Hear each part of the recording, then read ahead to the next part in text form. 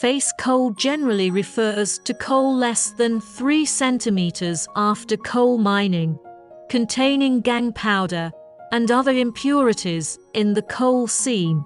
The intuitive feeling of the personnel cannot be used to detect the surface coal ball pressing machine with higher accuracy requirements, and the inspectors are required to have rich experience. A large number of inspection work is carried out with instruments and tools.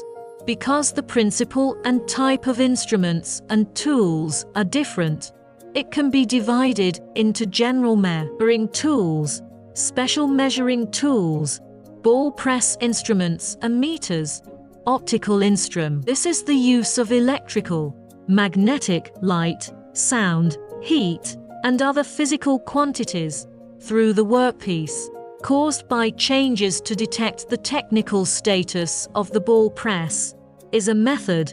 The realization of this method is also combined with the instrument tool inspection method. This method is usually used to check the hidden defects inside the face coal ball pressing machine without damaging the face coal ball pressing machine itself, and is now commonly called non-destructive inspection.